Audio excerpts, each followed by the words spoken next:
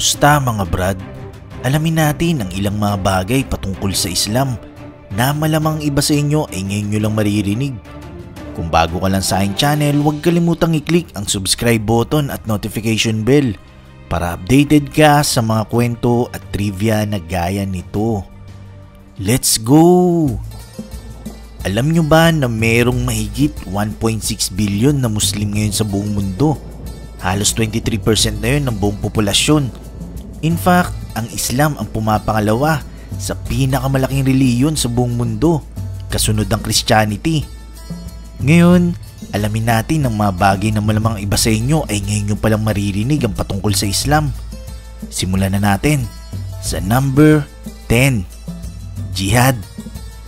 Madalas pag naririnig natin ang salitang jihad, ang naiisip agad natin ay mararaas na sundalong Muslim. Ang common definition ng jihad ay to struggle o to strive. So para mas maunawaan natin, ang Tagalog term na tinutukoy natin dito patungkol sa salitang struggle ay pakikibaka. Actually sa Islam, tatlong magkakaibang klase ng struggle o pakikibakan dinidescribe ng mga Muslim sa salitang jihad. Una, ito yung pakikibakan ng mga believer na mamuhay ng naayon sa Muslim faith. Pangalawa, ito yung pakikibaka sa pagtatatag ng good Muslim society. At pangatlo, ito yung tinatawag na Holy War. Ito yung pakikibaka sa pagdepensa sa Islam na kung kinakailangan dadaanin sa military war para lang maprotektahan ang teritoryo at ang kanilang pananampalataya. Sa religious context, ibig sabihin ang struggle na kinaharap dito ay ang pagsubmit nila sa kanilang sarili sa kalooban ng Diyos. Speaking of submission, dumako na tayo sa number 9, Islam.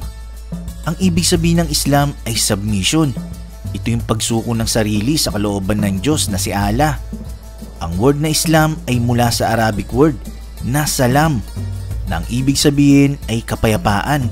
At ang Muslim naman, ito yung tawag sa mga taong nagsuko ng kanilang sarili para sa kalooban ng Diyos. Number 8, Shia at Sunni.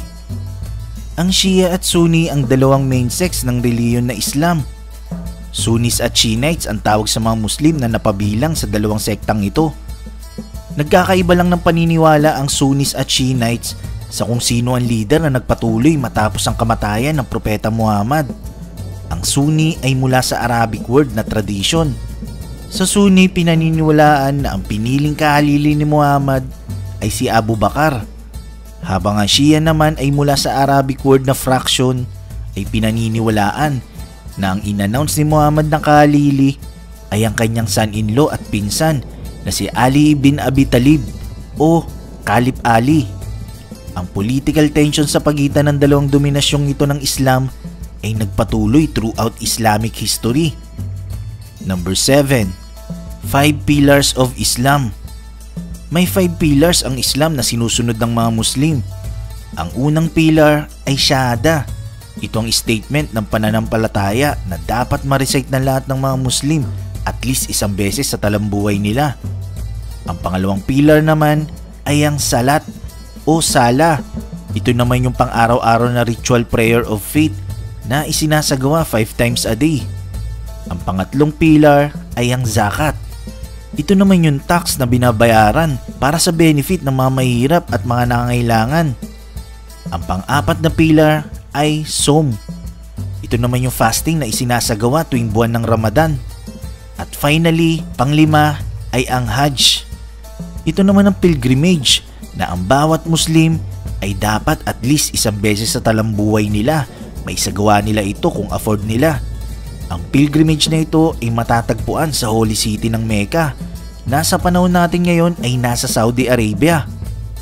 Ang pilgrimage ay nagsisimula 7 or 8 day ng huling buwan ng Islamic lunar calendar at natatapos sa pang-12 araw ng kaparehas na buwan. Ang pangalan ng shrine na ito na binibisita tuwing pilgrimage ay tinatawag na Kaaba. Kinukonsidera ito bilang most holy place para sa mga Muslim. Number 6, si Allah ay may 99 na pangalan sa Quran. Ang Muslim ay naniniwala na ang Diyos na si Allah ay inihayag ang kanyang sarili sa pamamagitan ng 99 na pangalan. Sa pamamagitan ng 99 na pangalang ito, mas lalong may kilala ang Diyos na si Allah. Kabilang sa mga pangalang ito ay Ar-Rahman, nang ibig sabihin ay mahabagin. Al-Alim, nang ibig sabihin alam niya ang lahat ng bagay. Al-Wali, nang ibig sabihin ay tagapagtanggol. At Ar-Razzaq, nang ibig sabihin ay provider. Number 5, ang Indonesia ang bansang may pinakamaraming Muslim. Nabanggit ko kanina na ang Muslim sa buong mundo ay nasa 23% ng buong populasyon nito. Pero alam nyo ba na ang bansang Indonesia ang bansang may pinakamaraming Muslim sa buong mundo? Sa Indonesia, merong halos mahigit 120 million na Muslim ang naninirahan dito. Sinusundan ito ng Pakistan, India at Bangladesh. Gayunpaman, maraming predictions na pinaniniwalaan na pagdating ng taong 2050, ang India ay magiging pinakamalaking Muslim country sa buong mundo. Number 4, maraming religious figure at historical events sa Judaism at Christianity na makikita rin sa Islam. Ang mga Muslim ay kinoconsider si Jesus bilang propeta sa Islam at sa Quran ay ilang beses binanggit sa ilang verses dito ang patungkol kay Jesus.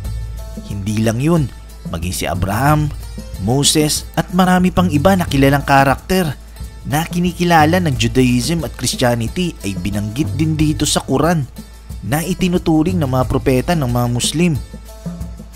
Number 3, fasting sa Ramadan.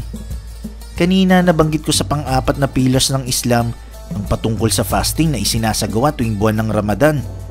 Ang mga Muslim ay nagfa-fast sa loob ng 30 days kada taon para sa Ramadan. Bakit nagfa-fast ang mga Muslim? Ang iba sa kanila ginagawa ito dahil sa kanilang mga personal na kahilingan o panalangin. Ang iba naman gusto nilang maranasan ang spiritual na pamumuhay. Number 2, 8 bansa na pinamumunuan ng babaeng Muslim. Ang bansang Turkey, Indonesia, Senegal, Kosovo, Kyrgyzstan, Bangladesh, Mali, Pakistan at Mauritius ay pinamumunuan ng babaeng Muslim. Pero may ibang bansa tulad ng Pakistan, Saudi Arabia, Iraq at Afghanistan na kinabibilangan ng mga babaeng Muslim sa iba't ibang sangay ng gobyerno. Number 1, Assalamualaikum. Ang phrase na ito ay madalas maririnig sa mga Muslim. Ang ibig sabihin ng Assalamualaikum ay peace be with you o sa Tagalog ay sumaiyo ang kapayapaan. Maraming mga taong nag-aangad ng kapayapaan sa mundo anumang reliyon ang kinabibilangan nito. Maraming reliyon sa mundo pero hindi debate ang solusyon para mapatunayan kung sino ang tama at kung sino ang mas marami ang alam. Minsan, dahil sa pagkakaibang paniniwala, nakakalimutan na natin maging makatao.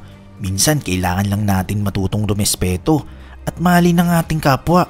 Hindi lang para dun sa tinuturing na kapatid mo sa pananampalataya, kundi maging yung mga taong may ibang paniniwala dapat kaya mong mahalin.